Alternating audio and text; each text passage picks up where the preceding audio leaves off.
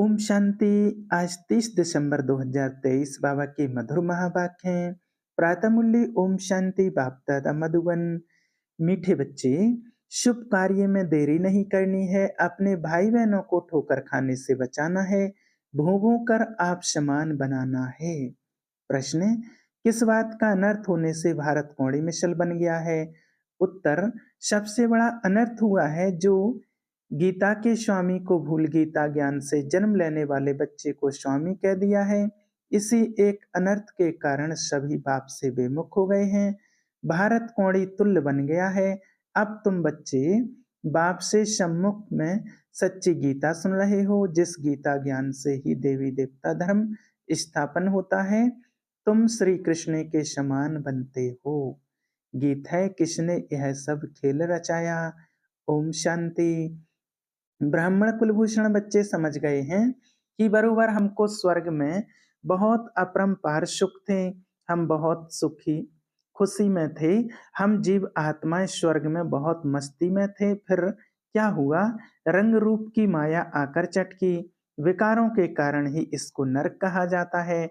नरक तो सारा है। अब यह जो भ्रमी का मिसाल देते हैं, भ्रमी और ब्राह्मणी दोनों का काम एक है। भ्रमी का मिसाल तुम्हारे ऊपर है।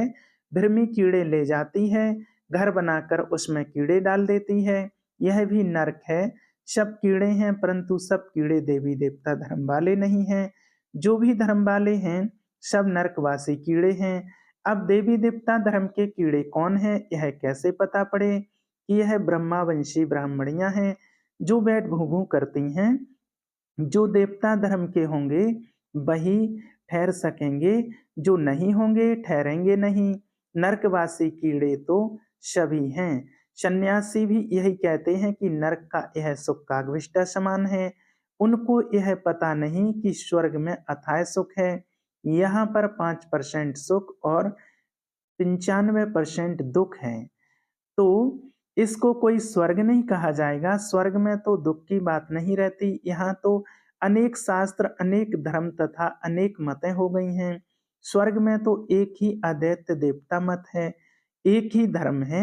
जो तुम हो ब्राह्मणियां, तुम भू भू करती हो। फिर जो इस धर्म के हैं वह ठहर जाते हैं। अनेक प्रकार के हैं। कोई नेचर को मानते, कोई साइंस को, कोई कहते हैं यह सृष्टि कल्पना मात्र है। ऐसी वार्तालाप यहाँ ही चलती है, सतयुग में नहीं चलती है। यह बेहद का बाप प्रजापिता ब्रह्मा के मुख कमल से अपने बच्चों को बैठ समझाते हैं कि तुम मेरे पास थे, अब फिर मेरे पास आना है। इसमें शास्त्रों की तो बात नहीं उठती। क्राइस्ट तथा बुद्ध आते हैं, वह भी आकर सुनाते हैं। उस समय तो शास्त्र का प्रश्न उठ ना सके। क्राइस्ट बाइबल पढ़ता था क्या? बाइबल का प्रश्न ही नहीं उठता। बाप कहते हैं, बच्चे तुम अपनी हालत तो देखो। माया रावण ने तुम्हारी कैसी हालत कर दी है। समझते भी हैं कि हम आसुरी रावण संप्रदाय में रावण को जलाते हैं, परंतु जलता नहीं। रावण का जलना बंद कब होगा यह मनुष्यों को पता नहीं है। तुम हो ईश्वरीय देवी संप्रदाय, तुम बच्चे हो हमारे। अब मैं फिर आया हूँ तुम बच्चों को राजयोग सिखलाने। अनेक धर्म हैं, उनमें से निकलने में कितनी मेहनत लगती है। गीता भी कहाँ से आई? आदि सनातन धर्म जो था उनकी निशानियां कहाँ से निकली? जो फिर ऋषि मुनियों ने बैठ बनाई हैं, जो अब तक सुनते आए हैं। वेद किसने गाए? वेदों का बाप कौन है? बाप कहते हैं कि गीता का भगवान मैं हूँ। गीता माता रची शिव बाबा ने, उससे जन्म लिया श्री कृष्ण ने। उनके साथ राधे आदि सब आ जाते हैं। पहले हैं ही ब्राह्मण। तुम बच्चों को निश्चय है कि वह हमारा मोस्ट बिलवेड बाप है, जिसको सब कहते हैं ओ गॉड फादर रहम करो। भक्त पुकारते हैं कि कैसे दुख से छूटें। अगर भाव भगवान सर्वव्यापी हो तो फिर पुकारने की बात ही नहीं। मुख्य गीता की बात। कितने यज्ञ आदि रचते हैं। अब तुम ऐसे पर्चे छपाओ। अब कितना अनर्थ हो गया है। जहां तहां देखो गीता लिखते रहते हैं। गीता किसने रची, किसने गाई, कब गाई, किसने बनाई, कुछ भी पता नहीं है। श्री कृष्ण का भी यथार्थ परिचय नहीं है। बस कह देते हैं जिधर देखो सर्वव्यापी, कृष्ण ही कृष्ण है। राधे के भक्त राधे के लिए कहेंगे, सर्वव्यापी राधे ही राधे है। एक निराकार परमात्मा को ही कहेंगे तो भी ठीक, सबको क्यों सर्वव्यापी कह दिया है। गणेश के लिए भी कहेंगे सर्वव्यापी। एक ही मथुरा शहर में कोई कहेंगे श्री कृष्ण सर्वव्यापी है, कोई कहेंगे राधे सर्वव्यापी है। कितनी मूझ हो गई है। एक ही मत ना मिले दूसरे से, एक ही घर में बाप का गुरु अलग तो बच्चे का गुरु अलग। वास्तव में गुरु किया जाता है वानप्रस्थ में। बाप कहते हैं मैं भी आया हूँ इनकी वानप्रस्थ अवस्था में। दुनिया में तो जितना जो बड़ा गुरु होता है उनको उतना नशा रहता है।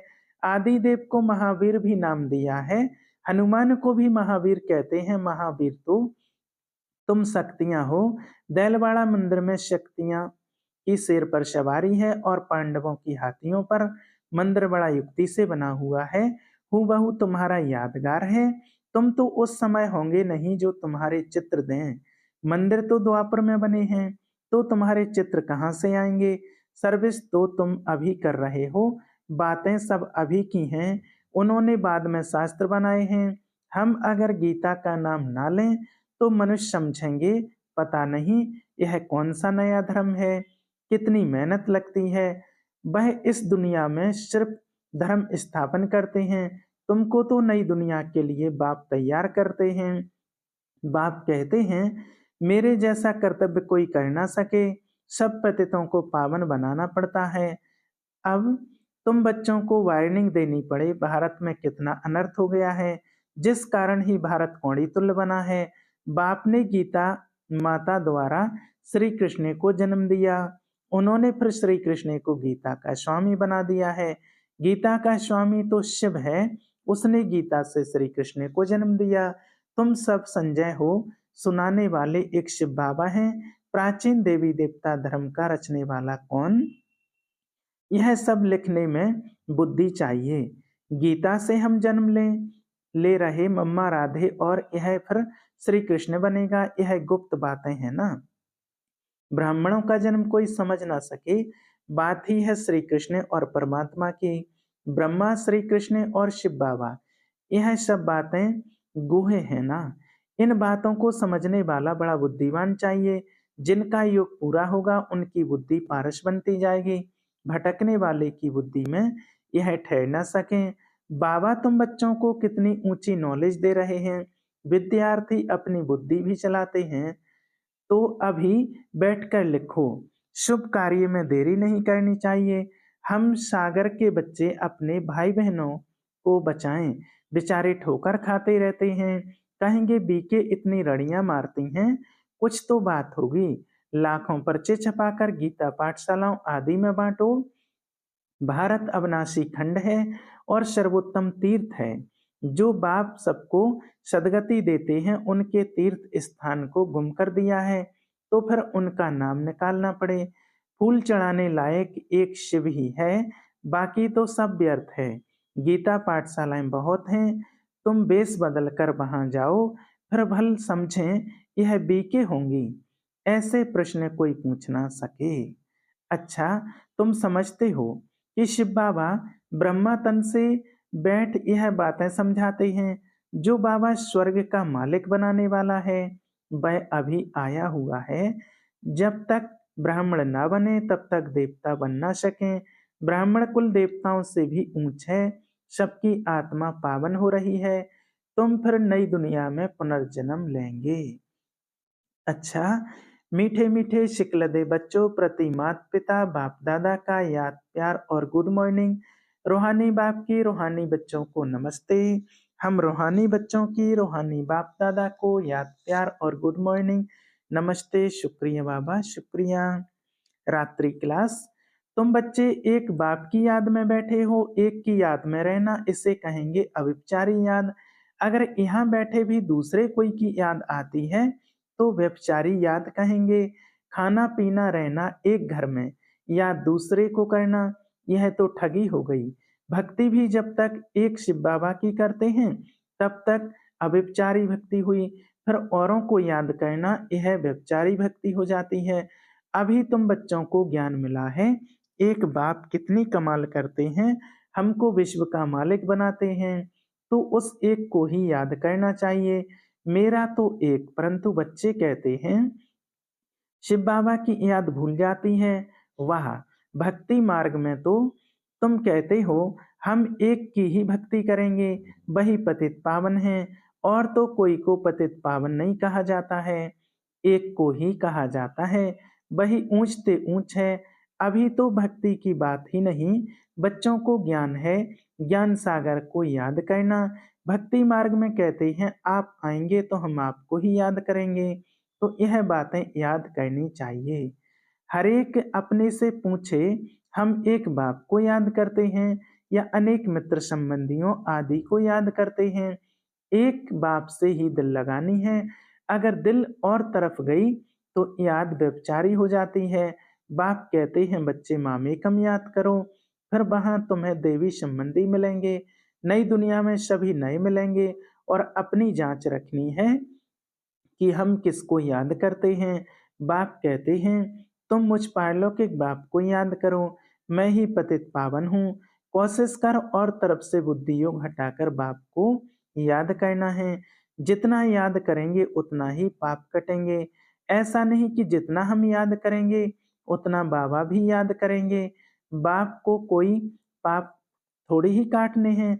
अभी तुम यहाँ बैठे हो पावन बनने लिए, शिव बाबा भी यहाँ हैं, उन्हें अपना शरीर तो है नहीं, लोन लिया हुआ है।